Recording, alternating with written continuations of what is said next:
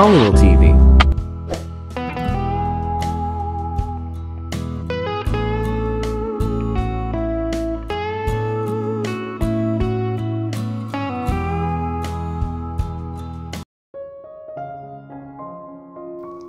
Nalulumbay si Fiel. Pumanaw ng pinakamamahal na abuela niyang si Lola Milagros. Isang bagay iyon na kahit paano'y napaghandaan na niya. Alam niyang darating at darating ang panahon na kailangan nitong mamaalam sa mundo. Matanda na ito. 88 anyos na ito nang mamatay. Gayunpaman, sa kabila ng nakaalamang iyon ay mas masakit pa rin para sa kanya ang pagkawala nito. Batid niyang mangungulila siya ng lubos dito. Batid din niyang hahanap-hanapin niyang paggabay, pagkalinga at pagmamahal na buong puso at walang pag-iimbot na ibinibigay nito sa kanya. Ang pampalubag lamang niya ng kanyang kaalamang naging mahaba at makabuluhan ng panahong inilagi nito sa mundo. Hanggang sa kahuli-hulihang araw ng buhay nito ay naroon nito sa Divine Child Children's Home, isang DSWD accredited shelter para sa batang nakatamon ng pang-aabuso o hindi kaya inabandona ng mga magulang. Karamihan sa mga wards ng institusyon ay nagmula sa Maynila. Pangalawang tahanan kung ituring ni Lola Milagros ang nasabing lugar. Isang guro ito sa eskwelahan doon na pinopondohan nito at ng iba pang pilantropo at ipinatayo para sa mga batang taga-shelter. Kasalukuyan nagtuturo ito na mawalan nito ng malay tao. Agad na isinugod ito sa paggamutan subalit sa kaswiang palad ay hindi na ito umabot doon ng buhay. Ang sabi ng doktor na sumiri dito ay cardiac arrest ang sanhi ng pagkamatay nito. Komplikasyon daw iyon na dala ng cancer nito sa matris. Noon lamang niya na pag-alamang may ganong sakit pala ang lola niya. Kinausap niya ang family doctor nila. Ayon dito, bago pa nangyaring insidenteng iyon ay ilang buwan nang alam ng lola niya tungkol sa sakit nito. Nasa progresibong estado na raw ang tumor ng matris nito nang madiagnose ito. Sa makatuwid, wala ng Lunes ang siyansa para dito. Sa grado ng kanser nito, ang tanging nagawa na lamang ng doktor ay ang ipaalam dito kung hanggang kailan na lang ang buhay nito. Pagkatapos niyang matuklasan ang lahat ng iyon, sa simula ay nagdaan naman siya sa labis kay Lola Milagros. Dahil sa naglihim ito sa kanya, subalit nagpakatao na rin siya na para din sa kanya kaya sinarilin niya ang sakit nito. Natitiyak niyang ayaw nitong mag-alala siya. Nang maunawaan niya iyon, ay parang bulang naglaho ang tampo niya rito. Ganun talaga ito. Inuuna nito ang iba pa bago ang sarili nito.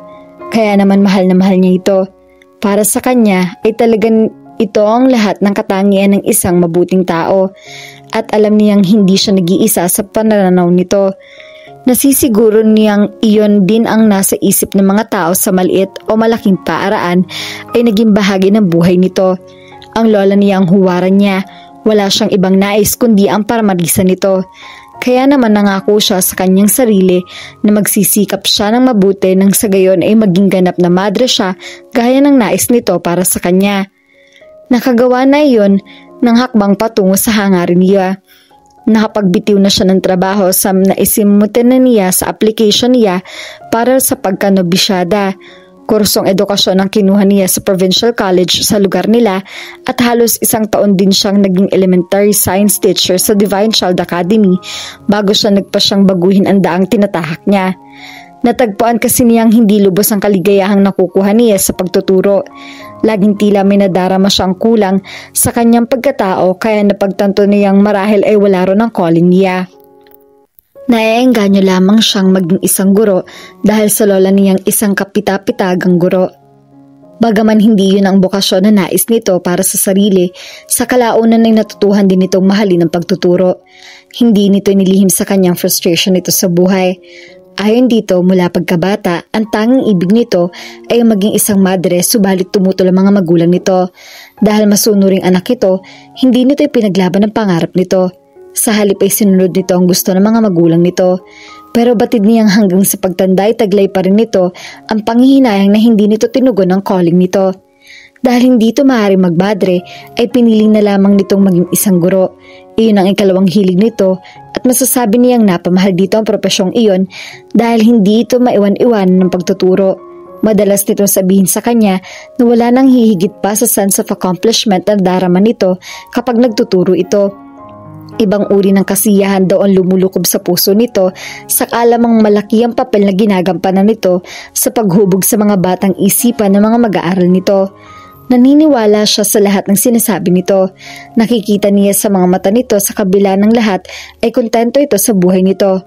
Bagaman matandang dalaga ito at walang supling, buhat sa sariling sinapupunan, ay marami namang naging anak ito sa katauhan ng mga estudyante nito. Hindi sila direktang maglola ni Lola Milagros, kapatid lang ito ng ina ng kanyang ama. Gayunpaman, higit pa sa lola, bagkus ay isang ina ang turing niya rito. Sa poder nito siya lumaki. Buhat ng maulila siya sa kuya niyang 11 taon na ang nakakaraan, ay ito na ang kumkup sa kanya. Siya lamang mag-isa ang pumisan dito. Sa lumang bahay ng kanilang pamilya sa Cavite, Laguna, sila tumira habang ang Kuya Gaston niya ay nanatili sa bahay nila sa Maynila. Kinailangan nilang maghiwalay dahil naging abalay na ito ng labis sa pangangasiwa ng mga negosyo na iwan ng kanilang ama. Hindi nito mabibigay sa kanya ang panahon at paggabay na nauukol para sa noon ay isang dalagina tulad niya. Malaki ang agwat ng edad nila ng kuya niya. 25 anyos na ito, samantalang siya 11 anyos pa lamang nang maulila sila. Anak ito ng kanyang papa sa unang asawa nito. Pagkaraang balo ang kanilang mga ama, ay maraming taon pa ang lumipas bago ito nagpakasal uli at siya naging bunga ng pagsasama nito at ng ikalawang asawa nito. Iyon ang dahilan kung bakit halos 15 taon ang pagitan lamang nilang magkapatid. Nang magbalik ang naglalakbay na diwa niya sa kasalukuyan nang lapitan siya ng kuya niya. Nasa tabi nito ang nobya niyang si Steph. Mahigit 4 na taon ang relasyon ng mga ito at masasabi niyang nagmamahalan ng tunay mga ito.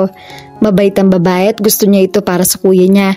Nagtataka lamang siya kung bakit kamakailan lamang nagpasyang magpakasal ang mga ito, gayong alam niyang matagal nang nagsasama mga ito bilang mag-asawa. Noon kasing kumuha siya ng board exam ng nagdaang taon, ay ilang araw siyang nanatili sa bahay nila sa Maynila at natuklasan niyang doon din pala tumutuloy si Steph. Matagal din niyang pinagnilayan kung sasabihin ba niya o hindi kay Lola Milagros ang napag-alaman niya. Sa bandang huli, hindi na niya ipinarating dito ang impormasyong iyon dahil tiyak na hindi nito matatanggap iyon.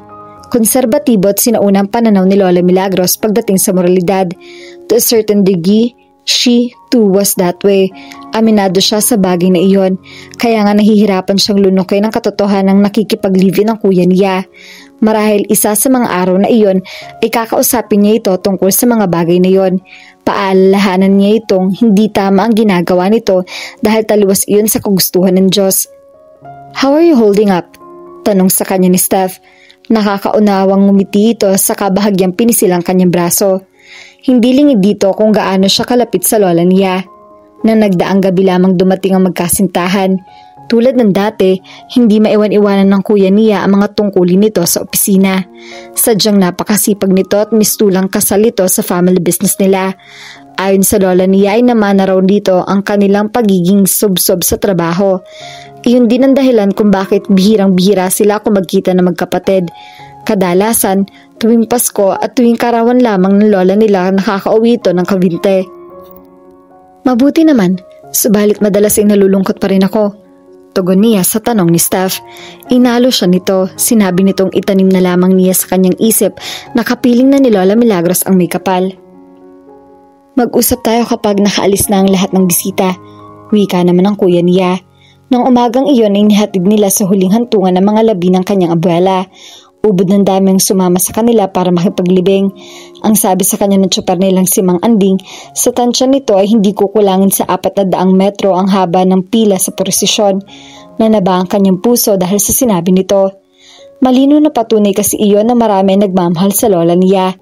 Mula sa sementeryo ay nagtungo sa bahay nila ang mga nakipaglibing para sa isang munting salo-salo.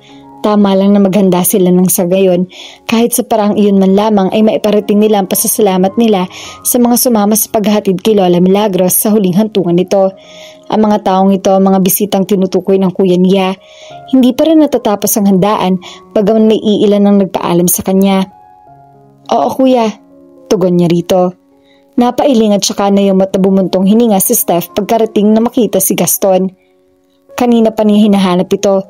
He left her to her own devices some time ago because he had to have the talk with his sister Faith. Ang alam niya ay kukumbinsihin nito ang kapatid nitong sa Maynila na manirahan, yaman din lamang na wala namang kamag-anak dito sa Laguna. Kani-kanina pang naganap ang pag-uusap na iyon, subalit hindi pa rin nagpapakita sa kanyang hinahanap niya nito. At ayun nga, natagpuan niya ito sa maliit na bahay kubo malapit sa man-made pond na walang tubig sa likod ng bahay. Nilapitan niya ito, parang batang nahuling may ginagawang kalokohan nang initian siya nito. Her heart instantly swelled with emotion. How she loved this man so much, kahit minsan ay mas matigas pa ang ulo nito kaysa sa kalabaw. Ngayon lang, promise, sabi nito. Ang tinutukoy nito ay ang sigarilyong nakaipit sa pagitan ng mga daliri nito. Nangako kasi ito sa kanya na titigilan na nito ang paninigarilyo. She knew for certain that the talk did not go well. Naninigarilyo lamang ito kapag balisa ito. Actually, she already had an idea that that was indeed the case. Nakita kanina niya si Fiel. Nasa kusina ito at ipinaghahanda ng tsa ang sarili. Mukhang balisa rin ito. Walang ipinagkaibang itsura nito sa itsura ng kuya nito ng mga nasandaling iyon. Tinabihan niya si Gaston sa loob ng kubo. So, how did it go? Tanong niya. Not good. Alam mo bang may balak na magmadre ang isang yon? She smiled in amusement. Hindi siya nagulat sa nalaman niya. Fiel really looked the type who would join the nunnery. Ang manang-manang kasi nito. If she remembered correctly, the girl was only 22 years old, pero mas fashionable pang manamit ang mga kanyang ina kaysa rito. Goodness, come to think of it, pati lola niya ay mas fashionable pa kaysa rito. Lihim na napailing siya nang maalala niya ang suot nito kanina. Nakapalda ito na ilay ng kat at mahigit isang dangkal mula sa tuhod ang haba. Ang blusa nito ay mahaba ang manggas at mataas ang kwalyo. Both were in black of course in the light of occasion. Siya ang naalibadbaran at naiinitin sa suot nito. Balot na balot kasi ito. Tanging ang balat lamang nito sa kanyang kamay, leeg, mukha ang na-expose. She wondered how she was able to wear that hideous dress. It was so ill-fitting. May hahambing niya ang fit niyon sa kapote. It was such shame, such a waste too. Napakaamon pa naman ng mukha nito. Sa palagay niya ay maganda rin ang hubog ng katawan nito, bagaman hindi niya matiyak dahil tuwing nakikita niya ito ay laging naka-tent outfit ito. Iyon ang tawag niya sa maluluwag na wardrobe nito. She was sure, given the right makeup and clothing, Fiel would be a stunner. It's not funny. Pasinghal na sita sa kanya ni Gaston nang mapunan nito ang ngiting napakskil sa kanyang mga labi. Lalo siya napangiti. Sorry, hindi ko napigilan. Para kasing nakikinig-kinit ako na siya ang nakakadamit pang madre. It's not difficult to imagine, mind you. Ngayon pa lang, she's dressing the part already. Kaya nga ako namang problema. Hindi ko inakalang ganito ang kalalabasan niya. I mean, magiging social introvert siya. I'm really worried about her. I really thought I was doing what was best for her when I let Lola Milagros raise her. Ngayon ay nagigilty ako. I should have paid more attention to her. Ang nangyari kasi, masyadong kinain ng kumpanya ang oras ko kaya hindi ko siya napaglaanan ng panahon. Napakabata pa niya pero ewan ko, parang hindi siya bata. There's no joy in her. There's no life. Masyado siyang kimi at tila ilag sa tao. Tapos malalaman kong mas balak siyang magkulong sa kumbento. Nanghihinayang ako sa kanya. I know she could do something big with her life. It's not that I have anything against her being a nun. I just don't think that's the life for her. Sabi ko sa kanya, tutol ako sa balak niya. Hayon, binirhan ako ng iyak. Nakiusap siya sa akin na sana raw intindihin at respetuhin ko ang kagustuhan niya. Saan ba ako nagkamali? Why did she turn out this way? Para siyang pinandaga. Natawa uli siya. Para lang? Don't. This is serious. Kasi naman po, hinayaan mo siyang maburo dito sa probinsya at ang iniwan mo pang role model para sa kanya ay ang lola ninyong reyna ng mga manang. Tapos ngayon, magtataka ka kung bakit malaking pandangga ang kapatid mo. Like I said, I thought I was doing what was best for her. Hindi natin masabi kung anong impluensya ang maaari niyang makuha sa Maynila. I know how rowdy kids there can get. I wasn't exactly a saint when I was younger, you know? At saka, aaminin ko, I couldn't give her the time she needed. Ang dami kong responsibilidad na kailangang pagtawanan. Don't be too hard on yourself. Your sister turned out okay. Mabait siya. Hindi siya pakawala. She's not into drugs. Hindi siya mamamatay tao. Yada yada. I know. Still, hindi ako mapalagay hanggat hindi ko siya natutulungan. She needs a break from all this. Itinaas nito ang kamay na Emanuel sa paligid. But enough about me and my sister. Alam kong marami ka nang iniintindi with planning our wedding and all. Silly, alam mo ng mga problema, may problema ko rin. So anong balak mong gawin tungkol kay Fiel? Papayagan mo siya bang magmadre? Umiling ito na maigting. Of course not. Not yet, at least. Not until after she experienced life first. I don't want her simply exist. I want to enjoy her life and everything that goes with it. Maybe get a career, have her own place, have a circle of friends her own age, and entertain suitors. It could hurt for her to try having a boyfriend too. Para naman malaman niya kung anong namimiss niya kung tinutukoy niya ang pagpasok niya sa kumbento. After all that, kung desidido pa rin siya magmadre, then I have no choice but to agree. So how do you plan on doing that? Tanong niya. One step at a time. First things first, kailangan niyang sumama sa akin sa Maynila. I need to drag her out of this rut and she's in. Sa tingin mo papayag siya? No, pero gagawa ko ng paraan. Paano? I have an idea. At sinabi nito sa kanya ang ideya nito.